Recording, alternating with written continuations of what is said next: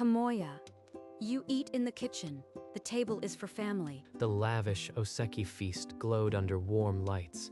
Black beans, lobster, rolled omelet, but the mother-in-law's words froze the air. It's the same every year. Just bow your head and take the bowl. Yeah, we wouldn't want to lower the tone of the celebration, would we? Akiko's hands trembled around her chopsticks, but a sharp look from her mother pinned her to her seat, a silent warning. He's not like us. Can't you see? He doesn't belong at this table. Don't embarrass us again. Tomoya carried his bowl into the cramped kitchen, where a single bare bulb cast long shadows over the cold stove and a tiny stool. At least the rice is warm. At least my wife will be happy tonight. Poor thing. He actually thinks he's one of us. How pathetic. And in the dining room, the glasses clinked again, while in the kitchen, the man who had given everything to this family scraped a cheap bowl in solitude. Every bite tastes the same. Cold rice, colder memories. Another year, another kitchen stool. From the dining room, laughter and boasts about business deals drifted through the thin, sliding door. At least Akiko isn't cruel. She's just caught between them and me. I can't blame her. Guess the kitchen rat prefers cheap rice to lobster.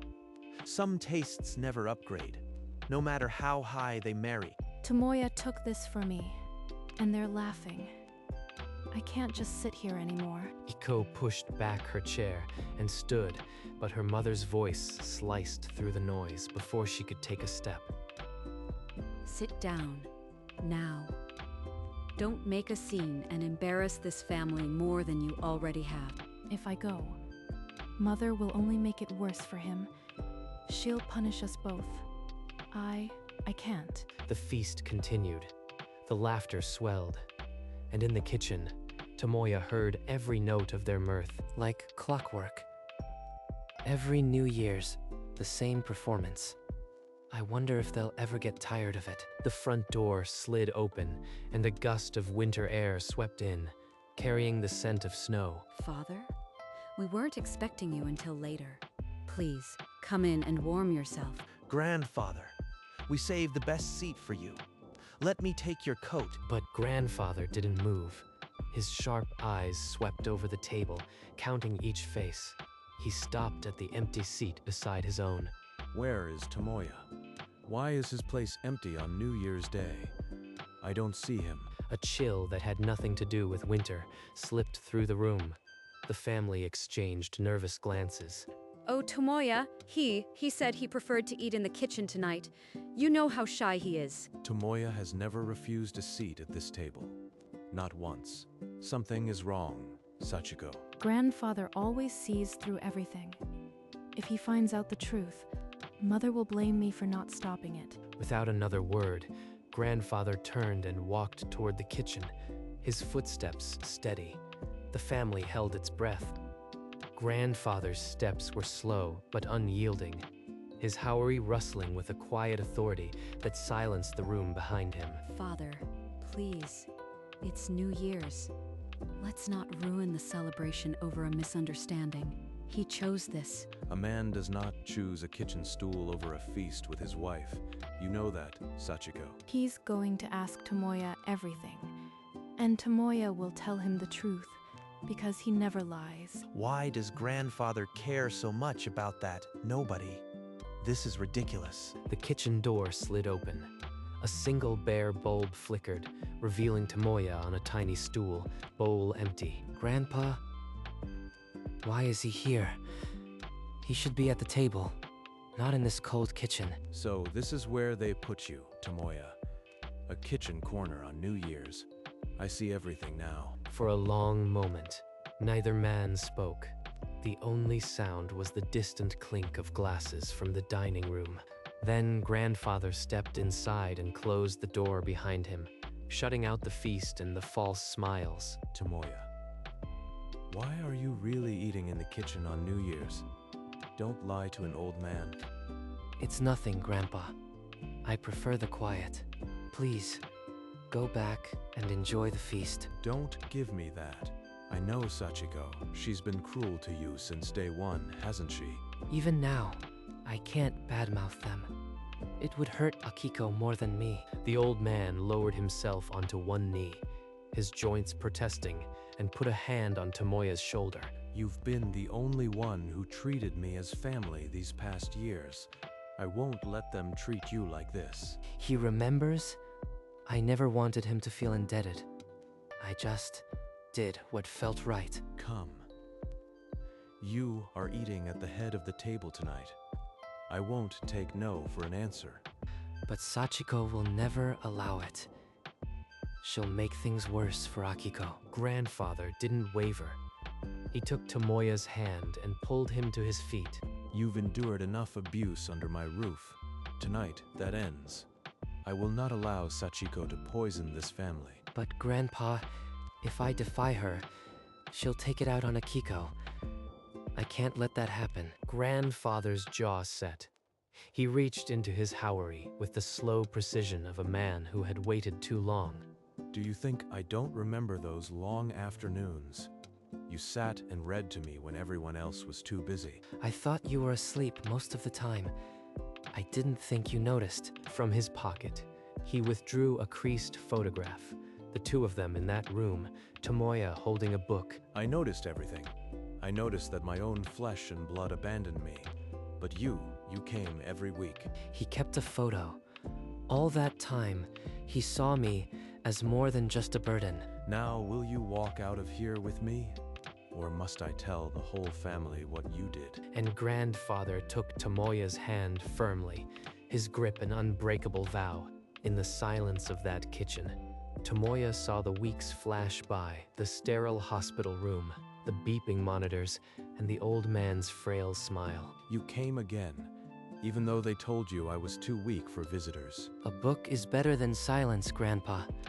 Besides, the nurse said it helps you heal. The nurses grew to know him, the son-in-law who arrived every Tuesday, book in hand while others sent excuses. You should let me pay you back somehow. My children certainly don't need the money. It's not about money. I just wanted you to have company. Please don't mention it. And when the hospital bills for a private room piled up, Tomoya paid them without a word.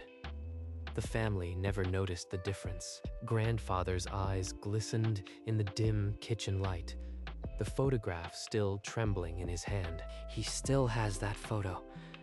I never wanted him to feel he owed me. The kitchen seemed smaller now, the past pressing in around them, but neither man had yet moved toward the door. And I know about the debt, Tomoya, the one that would have shamed this family. You paid it, didn't you? How could he possibly know?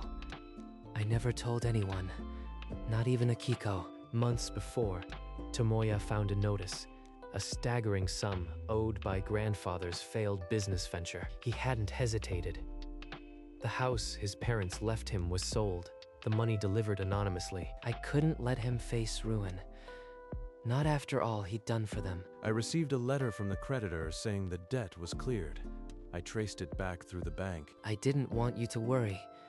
Your health was fragile, and it was just a house. The old man's composure shattered. He pulled Tomoya into a fierce, trembling embrace. For the first time, someone really saw me. Not as an outsider, but as a son. The weight of secrets lifted, if only for this one moment, in the cold kitchen on New Year's night. You deserve the head seat tonight, Tomoya. Not as a guest, as the son of this house. But the family will never accept that. It will only cause more trouble for Akiko. I am the patriarch. This is my house. I will handle Sachiko. You have carried this family on your back long enough. Grandfather straightened his haori, his posture becoming that of the family's undisputed head. He placed a guiding hand on Tomoya's back. He truly doesn't care what they think. He's willing to burn their approval for me. No more kitchens, no more stools. Tonight, you sit where you belong. With that, grandfather slid open the kitchen door. The warm light of the dining room flooded in, and all conversation stopped. The family turned in unison. Sachiko's hand froze mid-air, a crab claw suspended above the platter. This is it. No turning back now. Either they accept me, or they don't. Grandfather stepped forward, pulling Tomoya gently behind him. The silence was absolute. This man you've been mocking, he visited me every single week in the hospital. While you feasted, he read to me. That's a lie. He's just trying to win your favor and turn this family against me. He never came, not once. Your children too. Only Tomoya sat with me when I was dying. With a trembling hand, Grandfather reached into his sleeve and produced a thick stack of papers. And when a debt threatened to destroy this family's name, Tomoya sold his own house to pay it anonymously. He paid that debt.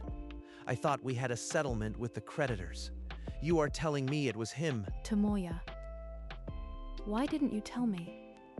You sold your parents' house for my family. I never wanted her to carry this burden. She's had enough grief from her own family. Sachiko's face went white. The expensive chopsticks slid from her fingers and clattered onto the lacquered tray. The lavish New Year's feast lay untouched, the air heavy with years of unspoken truths and shattered pretenses. With a firm hand, Grandfather pulled back the ornate chair at the head of the table and gestured silently for Tomoya to come forward. Sit here, Tomoya. This seat belonged to my father, and his father before him. Now it is yours. He's challenging everyone in this room. If I refuse, I'll humiliate him as much as they humiliated me. Tomoya lowered himself into the seat, the carved wood cool against his back. Every pair of eyes in the room fixed upon him. The old man lifted the family's ceremonial knife from its stand, the heirloom blade catching the light of 100 new years past. This blade has carved every feast for generations. Tonight, it will carve a new chapter with your hands. Let it be known. From this day forward, Tomoya is the steward of this household. He will lead this family. A knife and a name. He's given me both. I'll carry this weight for Akiko, for him, for all of them. Sachiko's fingers dug into the table's edge, her knuckles bone white, but the words died in her throat. And so, the man who had been banished to the kitchen now sat at the head, the ancient blade gleaming like a promise. Grandfather, everyone. I never sought this honor, but I accept it for the sake of this family. Grandfather, you gave me a place when I had none. I will not forget that kindness. His voice, quiet but steady, settled over the room like the first real warmth of the evening. He lifted the ceremonial knife and carved into the whole Thai fish with the precision of a man who understood weight. The first perfect slice was placed upon Grandfather's plate, a silent offering of gratitude. Then he served Akiko, whose eyes brimmed with tears and pride. Kaito and Yuna picked up their chopsticks, their usual jabs absent, their gazes fixed on their plates. The feast had resumed, but the laughter was gone, replaced by a quiet, uncertain respect. This is only the first step. But for the first time, they're looking at me, not through me. And so the New Year's meal continued, the head seat no longer empty, the kitchen stool abandoned. As the last plates were cleared, Grandfather rose, a lacquered box in his aged hands, the room still holding its breath. Tomoya, this seal has governed this family for 5 generations. Tonight, I entrust it to you. Tomoya accepted the box, its weight heavier than any stone, the weight of a legacy he had earned. A screech broke the silence. Sachiko shoved back her chair, her face twisted in fury she could no longer contain. You'll regret this, all of you. A nobody like him has no right to lead this family. The door slammed behind her, and the silence rushed back. But it was a different silence now, cleansed. Tomoya, I am so sorry I didn't stand up for you, but I am so proud. I've never been prouder. It's okay. You are here now. That's all that matters. Grandfather watched them from his seat, the creases around his eyes deepening with a quiet, satisfied smile. And in the hall, Sachiko's footsteps faded, but the line was drawn. The old house would never be the same again. The celebration had faded into a quiet murmur. Grandfather met Tomoya's eyes and nodded toward the garden. The stone path was silver with frost. Grandfather's breath misted as he gazed at a bare cherry tree. This garden knows more of my family's history than anyone inside. My father said a man's true legacy is what he nurtures. From his haori, grandfather pulled a faded photograph.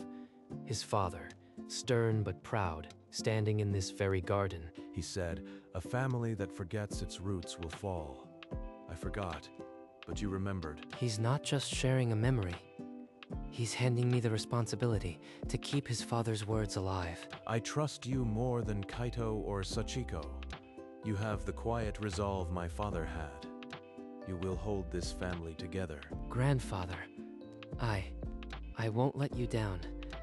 I'll be the steward they need, even if they don't yet see it. The old man's hand tightened on Tomoya's shoulder, a silent vow beneath the winter moonlight. And in that garden, beneath the watching stars, the weight of generations passed from one man to another. In the silent wing of the house, Sachiko sat before her dressing mirror, the festive kimono suddenly a cage of silk and obligation. She used to say, I was never good enough for this family either. My own mother-in-law saw me as an outsider. And yet she had become the very thing she once despised, casting stones at another soul who dared to marry into this house. Father was right. I never visited him. Not once in all those months, but Tomoya did. The memory of the debt documents flashed in her mind. The sum that would have ruined them, erased by the man she had banished to the kitchen. He sold his parents' house for my family, and he never told anyone. Her fingers trembled as they brushed the cold surface of the mirror, the reflection of a woman she no longer recognized. I called him a nobody, but what have I done to earn this place? She wanted to go back downstairs, to say something, anything, but pride rooted her to the chair. So she sat alone in the dim light, the sounds of the distant celebration, a chorus of a world that had moved on without her. The next morning, thin winter light crept into the dining room. Kaito and Yuna were already seated, their postures stiff. Tomoya, there's still some tamagoyaki left. It's not as fancy as last night's, but you should have some. Thank you. I'll take a piece. Sit with me. Your parents, the house you sold, what were they like? I mean, you've never talked about them. They were quiet people. They taught me that family means sacrifice. I think they'd understand why I did it. They raised a good man. I wish I could have met them. The words hung in the air, fragile and new. Kaito busied himself with his food, and Yuna looked down at her plate. They're trying. That's more than I expected. Maybe one day it won't feel like walking on glass. My family is finally seeing him. It's not perfect, but it's a start. And so, the New Year's first morning passed in quiet conversation, the table fuller than it had been in years. Later that morning, Grandfather called Tomoya to the front door, a small travel bag resting at his feet. Tomoya, the mountain villa is ready. The air is clean there, and the silence suits an old man's memories. You are leaving already? But there's still so much I don't know. Please stay a while longer. You knew enough to save this family when no one else did. The rest is up to you now. Akiko stepped forward, her hand finding Tomoya's, a quiet promise that he would not carry this alone. I've left instructions with the lawyer. The estate, the business, everything is yours to manage. Lead them well. Tomoya helped the old man into the waiting car, his weight light as memory, the leather seat cold beneath him. Through the window, Grandfather waved slowly, his face serene, the farewell of a man who had finally set his burden down. He trusts me to hold this house together. I won't fail him. I can't. And as the car disappeared around the bend, Tomoya bowed deeply, a son's final promise carried on the winter wind. Weeks passed. Winter thawed into early spring. And in the kitchen that had once been his prison, Tomoya now stood by choice. You know, The miso tastes better when I am not eating alone on a stool. Everything tastes better with you at the center of the table, where you belong. She's right. This kitchen isn't a cage anymore. It's just another room in our home. Akiko set the table with their simple meal: rice, miso, pickled vegetables, nothing like the grand feast, but warmer. I burned the fish a little. Guess I am still a work in progress as head chef. A work in progress is my favorite kind. Besides, it gives me an excuse to cook tomorrow. They ate together, the conversation light, the silences comfortable, the house finally feeling like theirs. This is what I wanted. Not a throne, just a place. And she's my home. And in the quiet of that ordinary evening, the new head of the family found his greatest luxury: peace. Outside the window, a figure paused on the garden path. Sachiko, standing alone in the chilly evening. Through the glass, she saw Tomoya and Akiko at the table, their laughter soft as a candle's glow. They look so at ease. I've never seen them like this from my side of the house. The hard lines around her mouth softened, and for a moment, she was simply a mother watching her child. He gave up everything for this family, and I called him a nobody. She clutched her bag to her chest, the gesture a shield against the warmth she was not yet ready to enter.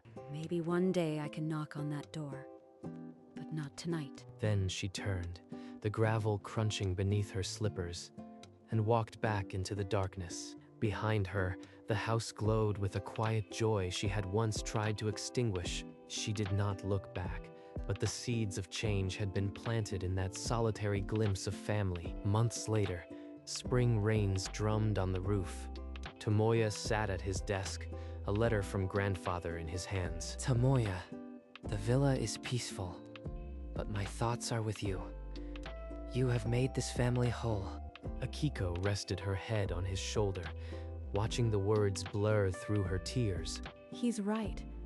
You gave up everything, and you never once complained. Tomoya folded the letter and placed it beside the old family seal, his fingers brushing the worn wood. Next to it, their wedding photo stood, a young couple with no idea of the trials ahead. But now, the seal and the photo told a single story.